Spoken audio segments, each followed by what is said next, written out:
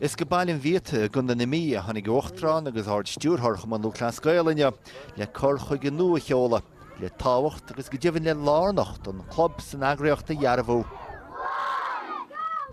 Chuige sin tá forógra de háirt dréachtaí agus seolta acu le crocha a chuileán den breis cháhí club atá san agriocht ó chean ceann na crinne.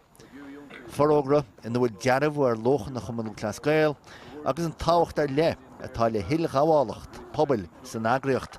Rinneimiid písa taide agus na freigraí a tháinig ar ais beag nach 8,000 daoine go raibh siad ag géirí níos mó clúisteáil agus a feiceáil faoi na clubbaní agus na gnádaoine na clubbaní sin is ítain a tugann an fuinneamh de Cumann Luachlas Gael agus tá is a gcuin ar fad faoi na leitheanta móra ag Páirc an Crocaigh agus na cluichí a chundé ag táid ag géirí béim a chur ar ais arís agus is áit dún illig an seo an terme a bheits ag baint leis an fórógra agus bais ag dul amach na clubbaní ar fad timpeall na crunne.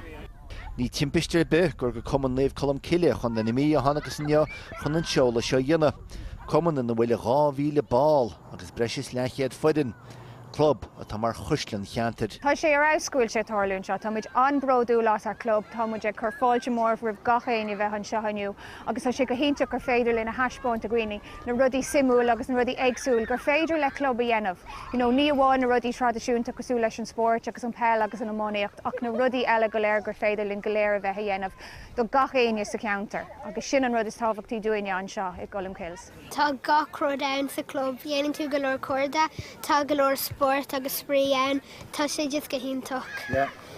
Agus inis sem cenne cliffí bhíonn sé gimmert?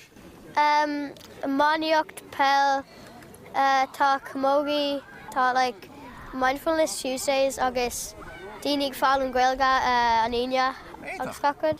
So is club maithe seo? Tá sé club iontoch. Tá muid ag géirí an teachtach de chomach gur bhfuil fáilte ribh gach duine teacht agus tríle bhaintás ar gluichí agus bhfuil áit de gach duine a bheith gníomhach agus páirrta go Cumann Luachlas Gael.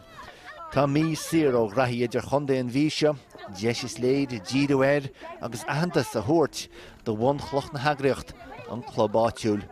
Ruaidí Macnamara nach TG Carr, man an bhíte a gundan i mí.